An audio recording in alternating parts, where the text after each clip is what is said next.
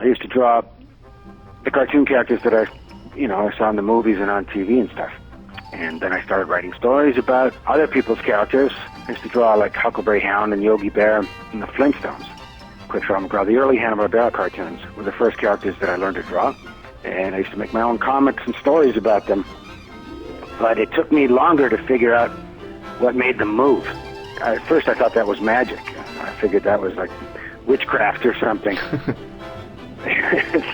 No matter how good you got at drawing the characters, they just didn't start moving on the page, and I couldn't figure out, like, what the hell's going on.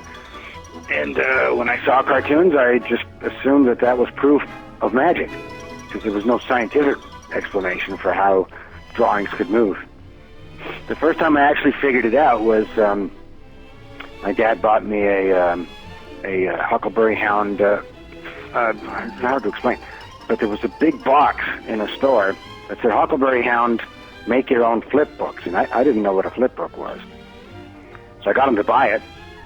I took it home and opened the box and pulled out all these long strips of cardboard.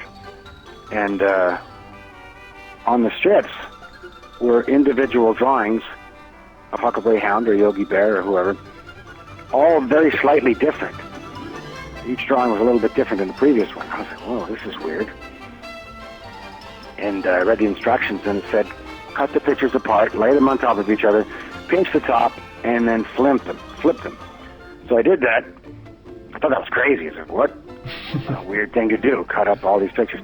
But I did it, and I flipped it, and I just freaked out.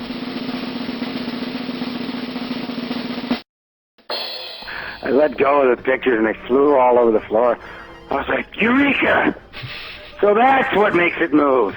It isn't witchcraft. It is scientifically possible. So from that day on, I was an atheist.